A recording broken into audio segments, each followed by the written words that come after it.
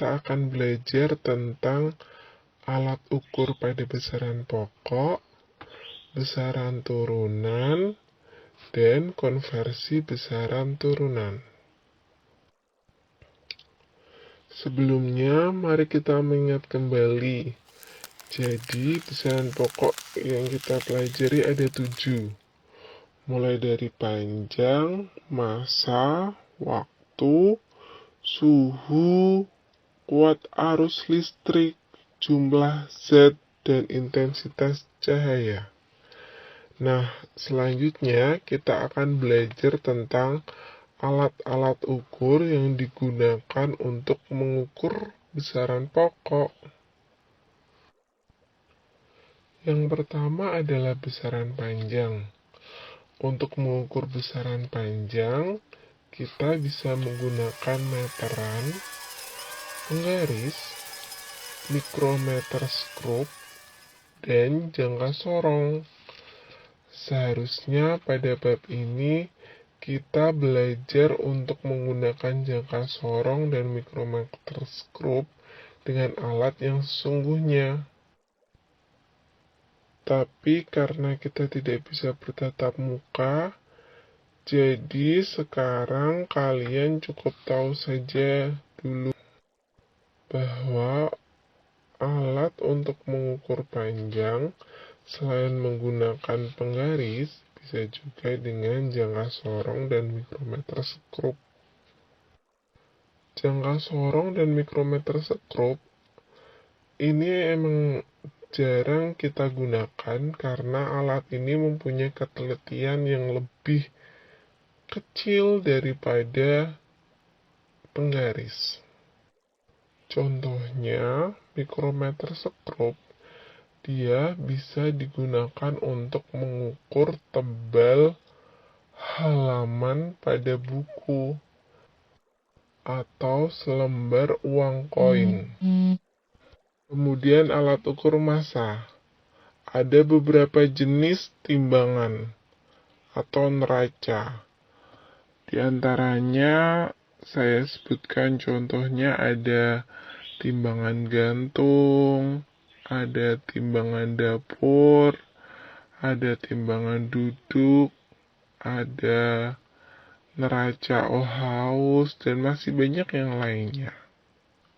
Nah, untuk kali ini kita akan sedikit mempelajari tentang cara kerja timbangan atau neraca sama lengan dan neraca Ohaus. Kita juga bisa mempelajarinya di lab IPA sambil kita praktikum. Pasti lebih seru daripada kita hanya mengerjakan lewat soal ulangan. Tapi sayang sekali kita belum bisa bertatap muka, jadi sementara kita mempelajari dasar-dasarnya dulu. Oke, saya langsung kasih contoh untuk timbangan sama lengan. Misalnya ada soal seperti gambar tersebut. Biasanya di soal seperti ini ada sebuah timbangan. Di sebelah kiri ada beban, dan di sebelah kanan ada pemberat atau bandul. Kemudian jika ditanyakan massa benda P adalah, maka massa benda P itu adalah jumlah dari semua pemberat, yaitu 100 gram ditambah 1000 gram ditambah 50 gram. Jadi kalau dijumlah semuanya adalah 1150 gram. Atau kalau kita konversikan ke kilogram menjadi 1,15 kilogram. Kemudian untuk neraca Ohaus. Nah, bagian yang dikasih tanda merah ini adalah untuk bebannya. Sedangkan yang ini adalah skalanya. Di sini ada 4 lengan skala. Jika pada soal biasanya, soalnya bentuknya seperti ini. Jika sebuah benda ditimbang dengan neraca Ohaus 3 lengan, seperti pada gambar, maka hasil pengukuran massa benda adalah, kita langsung lihat skala yang ditunjuk oleh masing-masing lengan, yaitu yang pertama yang paling besar 400, kemudian 30, dan terakhir 7 gram. Berarti sama saja dengan 7 gram ditambah 30 gram ditambah 400 gram, yaitu sama dengan 437 gram. Alat ukur waktu. Nah, kalau alat ukur waktu yang sering kita gunakan adalah jam. Jam bisa jam dinding ataupun jam tangan. Dan stopwatch. Sebenarnya ada alat ukur waktu yang lain, yaitu jam pasir, ada juga jam matahari. Tapi kita mau mempelajari tentang stopwatch saja dulu.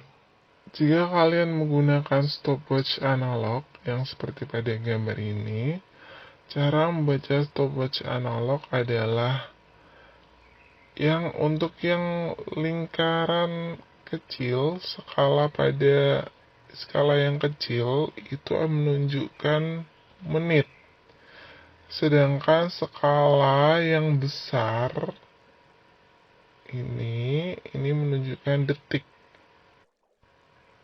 Contoh soal misalnya ada gambar dan ada soal seperti ini. Andi berlari mengelilingi lapangan dengan waktu yang ditunjukkan oleh stopwatch. Lamanya Andi berlari adalah... Nah, kita langsung lihat skala yang ditunjukkan oleh stopwatch. Skala yang kecil, pada jarum yang menunjuk skala kecil, dia menunjukkan ke strip 3, berarti artinya 3 menit. Sedangkan jarum penunjuk yang besar, dia menunjukkan ke strip 26, berarti artinya 26 detik. Jadi kalau dirangkum, Andi berlari mengelilingi lapangan dengan waktu 3 menit 26 detik. Selanjutnya adalah alat ukur suhu yang kita sebut dengan termometer. Termometer ini macam-macam. Ada termometer analog juga, ada termometer digital, ada juga termometer dengan infrared. Termometer fungsinya sama-sama untuk mengukur suhu. Tapi ada untuk mengukur suhu ruangan, ada yang untuk mengukur suhu tubuh, sesuai dengan fungsinya masing-masing. Nah, kemudian kalau alat untuk mengukur kuat arus listrik disebut ampere meter. Nah, ampere meter untuk mencari ampere meter kita bisa menggunakan multimeter. Multimeter juga ada multimeter analog, ada juga yang multimeter digital. Nah, ampere meter ini atau kuat arus ini nanti kita pelajari di kelas 9.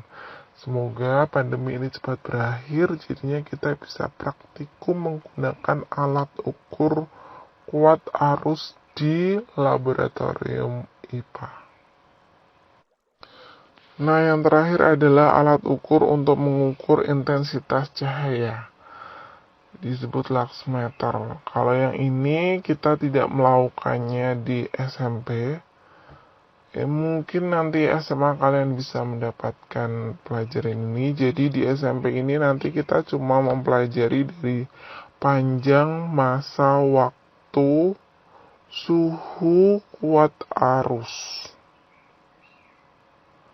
Nah, jumlah zat dan intensitas cahaya nanti bisa dipelajari ke jenjang yang lebih tinggi.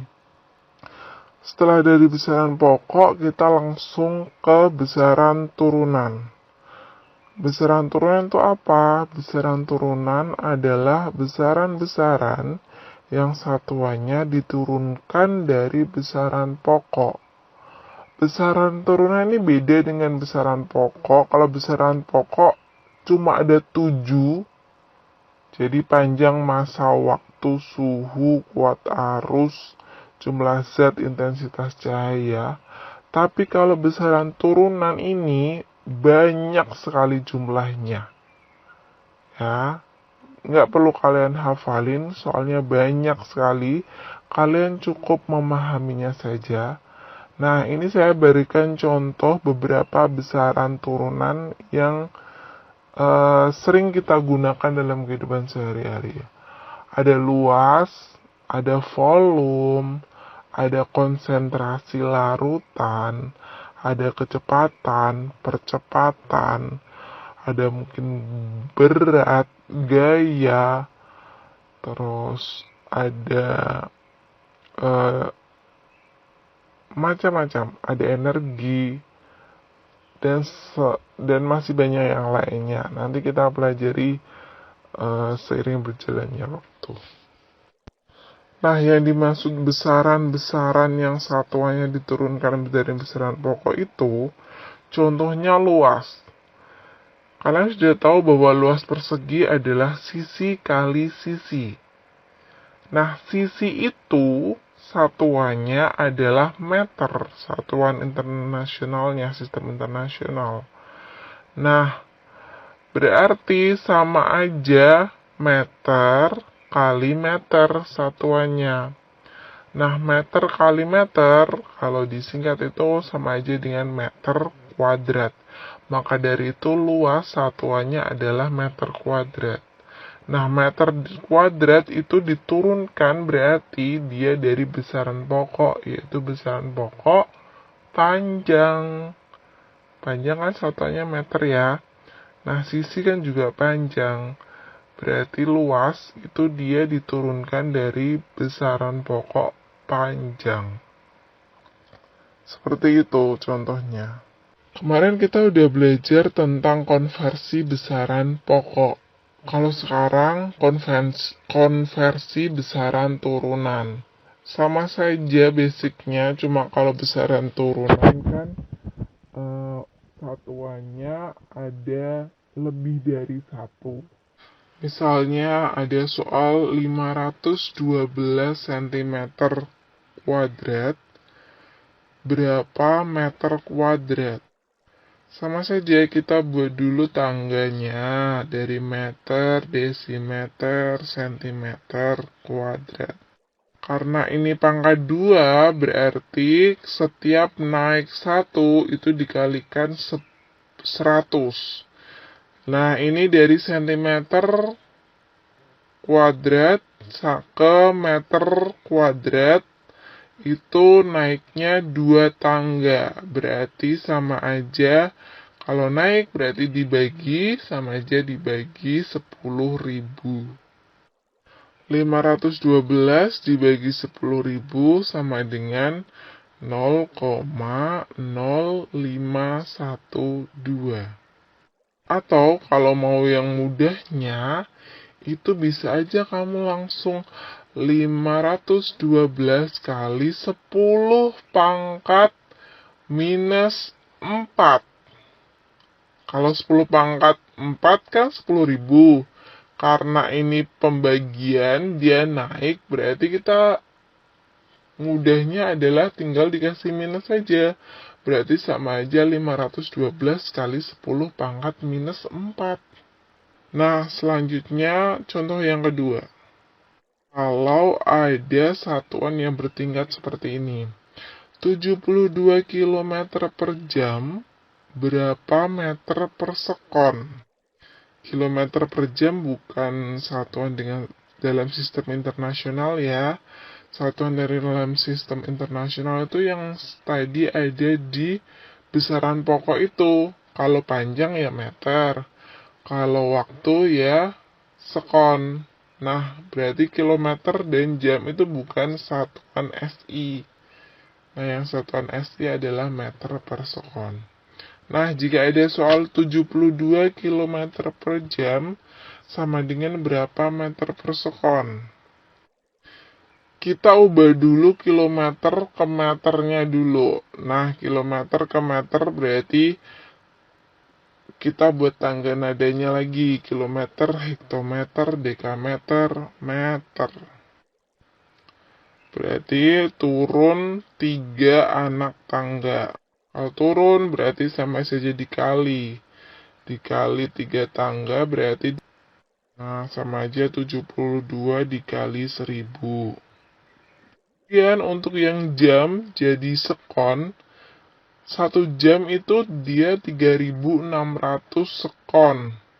72 kali 1000 dibagi dengan 3600. Nah, kita coret dulu nolnya di bawah dan di atas. 20 kita coret. Kemudian 72 kita coret dengan 36. Berarti sama-sama dibagi 36. 72 dibagi 36 dapat 2. Tinggal 2 kali 10, berarti 20 hasilnya.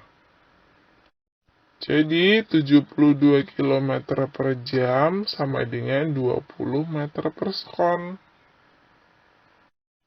Selanjutnya, contoh soal yang ketiga.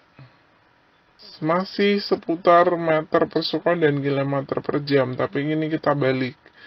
Jika 10 meter per sekon itu berapa kilometer per jam? Sama saja kita buat aja dulu tangganya, tangga bantuannya dari kilometer, hektometer, dekameter, meter. Nah, dari meter ke kilometer berarti naik 1, 2, 3. 3 tangga berarti sama aja dibagi 1000. Nah, sama aja 10 dibagi 1000. Selanjutnya, untuk sekon ke jam, tadi berarti sama saja 1 per 3600, karena 1 jam 3600 sekon. Berarti 1 sekon sama saja dengan 1 per 3600 jam. Jadi jawabannya jadi 10 per 1000 dibagi 1 per 3600. Nah, perperan kayak gini kan membingungkan ya. Jadi kita pecah. Yang per itu kita jadiin kali. Kalau kita jadiin kali harus dibalik.